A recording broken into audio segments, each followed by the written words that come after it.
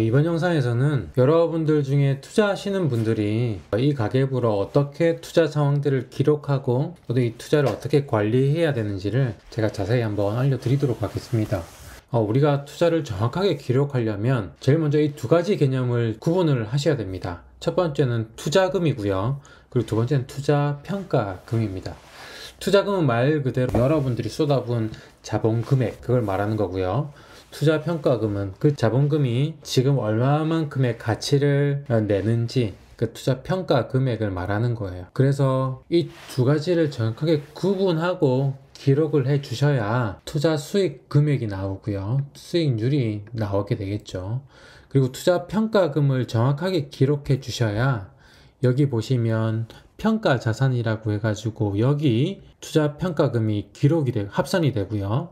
여기 합산이 되어야 순자산도 투자 평가 금액이 합산이 되어서 정확하게 나타낼 수가 있습니다.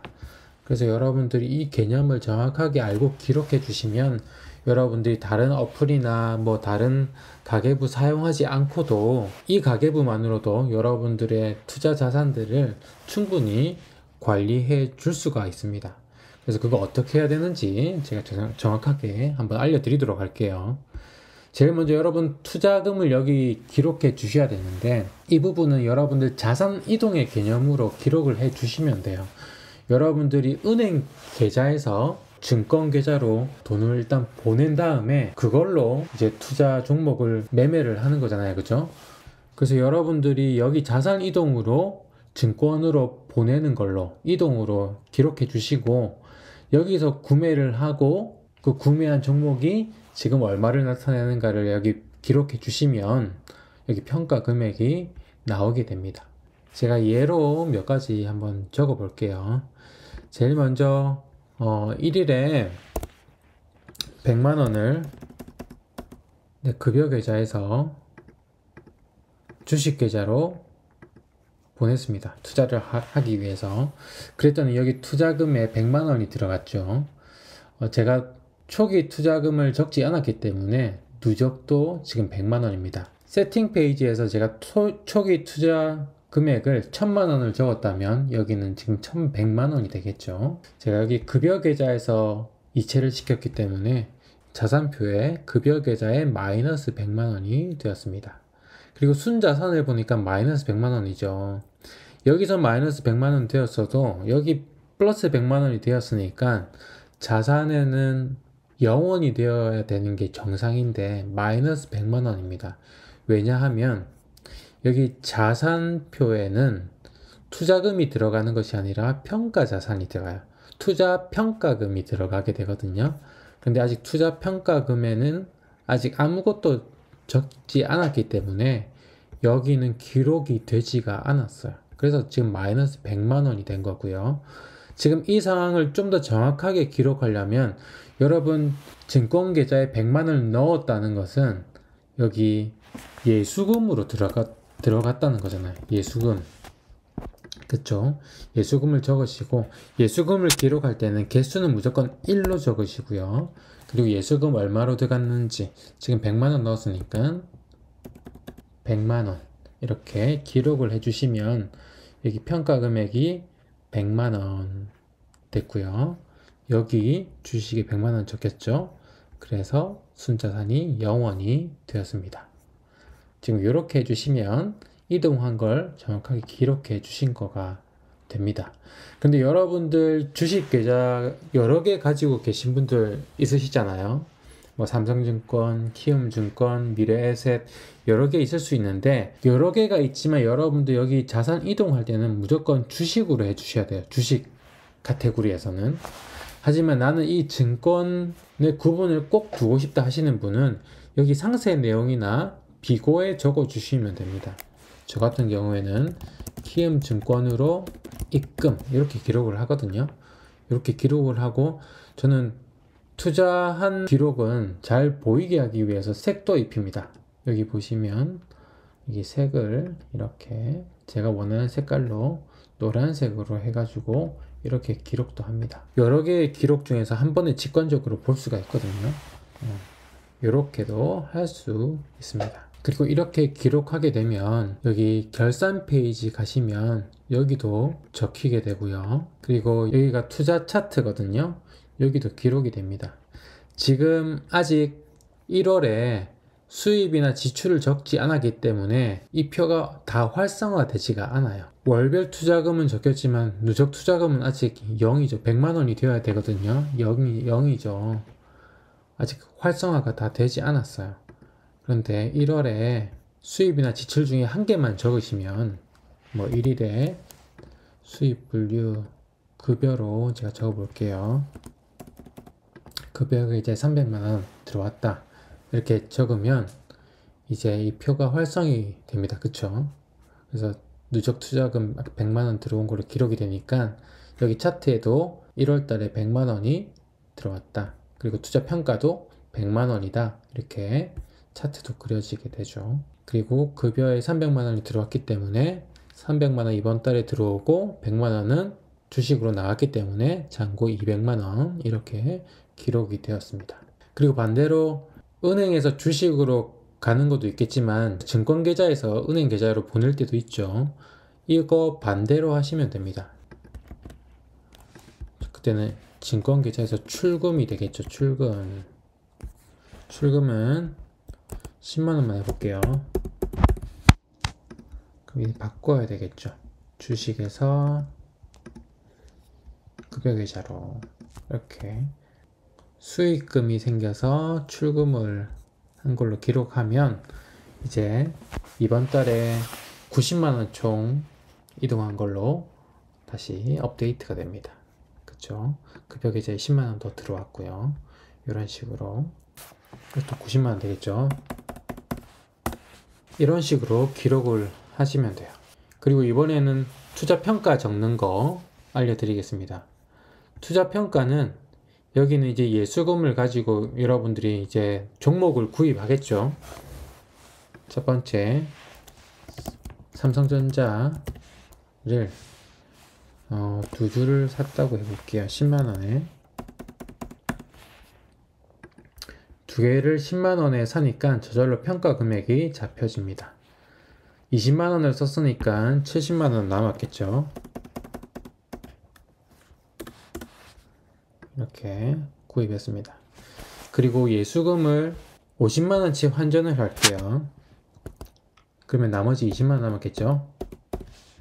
50만원을 해외 주식으로 환전을 했어요. 달러로 환전을 했어요. 50만원 정도를 환전을 하면 대충 300달러, 조금 더 해도 되겠네요. 350달러. 네, 350달러를 환전을 했습니다. 그럼 이렇게 기록하면 되겠죠. 그리고 애플을 하나 구입했습니다. 250에 구입했으니까 예수금은 100달러 남았겠죠. 이렇게. 여기 해외 주식은 달러 그대로 적어 주시면 돼요. 그러면 여기서 이 두 개를 곱해서 여기 기록이 되거든요. 그리고 여기 있는 금액이 이제 여기 환율과 곱해져서 여기 원화로 환산이 되어서 다시 기록이 됩니다. 그래서 여러분 그날의 환율도 여기 적어 주셔야 돼요. 그날에 만약에 1470원이다 1470원 이렇게 적어 주시면 되고 이렇게 변하게 되죠.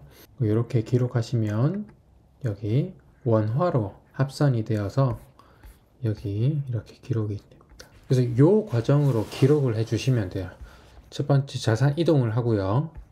그리고 예수금을 가지고 구입하게 되고 나머지 예수금 적어 주시고 그러다가 내가 3일날 삼성전자를 한 개 더 샀다. 그러면 여기 개수만 바꿔주면 되겠죠. 개수 바꿔주시고 이때는 9만원에 샀다면 그럼 이제 11만원이 남아있겠죠. 이렇게. 그리고 이날은 주가가 9만원으로 떨어졌습니다. 이렇게 표기를 하면 되겠죠. 그래서 지금 5,500원의 손실이 지금 났어요. 그래서 날이 지날 때마다 여기 주가가 아마 바뀔 거예요. 애플도 250이었는데 220으로 떨어질 수 있겠죠. 바뀔 때마다 여러분들이 바꿔주시면 돼요. 근데 매번 꼭 안 바꾸셔도 됩니다. 여러분들이 그날의 나의 자산을 알고 싶다 하실 때만 그날의 주가를 보시고 한번 바꾸어 주셔서 내 자산을 확인하시면 됩니다. 그러다가 여러분들 월 말이 되면요, 그달 말의 종가는 꼭 바꿔 주셔야 됩니다. 종가를 여기 기록해 주시고 마지막으로 박제해 주셔야 돼요. 그날의 종가를 여기 11만원으로 오르고, 애플도 260으로 오르고, 환율도 마지막 날 보니까 450원이 되었습니다.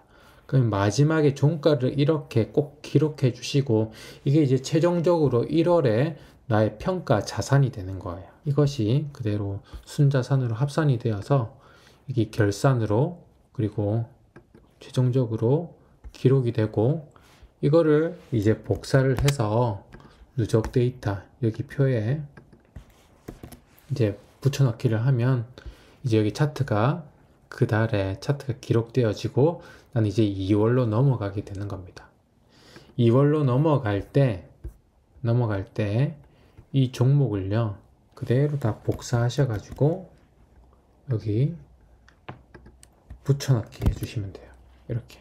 그럼 업데이트가 되어 있죠. 환율도 마지막 환율 그대로 적어주시고, 이제 여기서 한 개를 더 사면 여기 또 개수 바꿔주시고 예수금 바꿔주시고, 이렇게 해서 계속 투자 종목들의 가치들을 업데이트 해주시면 됩니다.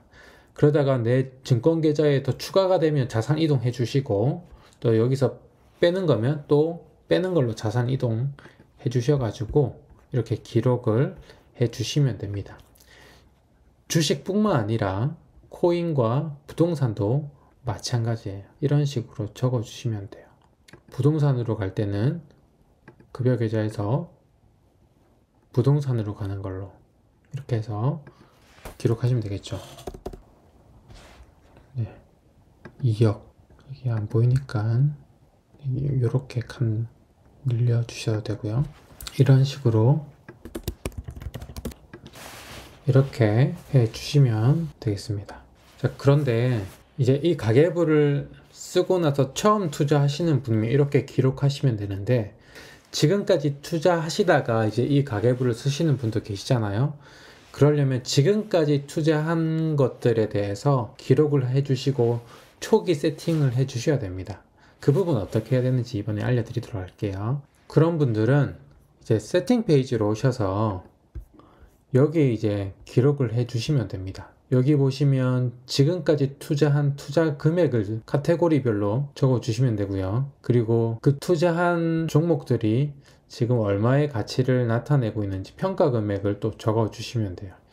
이제 가계부를 적기 바로 직전에 시작 시점에 평가 자산을 적어 주시면 됩니다. 이 두 개를 먼저 해 주시면 됩니다. 주식 투자금 여러분들 오랫동안 많이 하셨으면 정확하게 알기는 힘들어도 최대한 어플의 내역들 찾아보셔가지고 대충이라도 적어 주시면 돼요.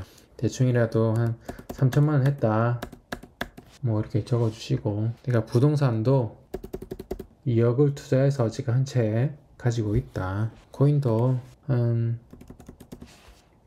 50만원 내가 투자해서 지금 조금 가지고 있다, 이런 식으로 이렇게 적어 주시면 됩니다. 정확하게 알 수 있으면 최고 좋겠죠. 정확하게 이런 단위까지 적어 주시면 정확한 수익금과 수익률이 나오게 됩니다. 이렇게 적어 주시고요. 그리고 지금의 평가 자산도 계산을 한번 해 보셔서 적어 주시면 좋을 것 같아요.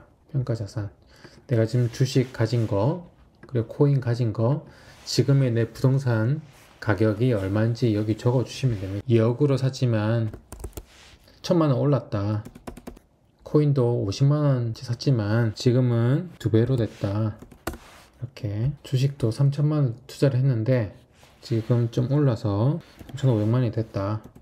근데 이 부분은 대충 적기보다는 정확하게 적어 주시는 게 좋아요. 왜냐면 이거는 정확하게 알 수 있거든요. 지금 바로 직전에, 지금 이 순간에 여러분들 자산들 평가 금액 보셔서 지금 적어 주시면 됩니다. 1월 달에 다시 가볼게요. 이번 달에 90만원 있었는데 아까 주식 3천만원 초기금 넣으니까 3,090만원이 됐고요. 부동산, 코인도 기본으로 이렇게 다 되어 있죠. 그래서 누적 투자금이 지금 2억 3천이 되었습니다. 평가금은 96만원. 지금 제가 여기 이렇게 적은 게 96만원치 밖에 안 되거든요. 제가 좀 더 적어 볼게요. 여기 일단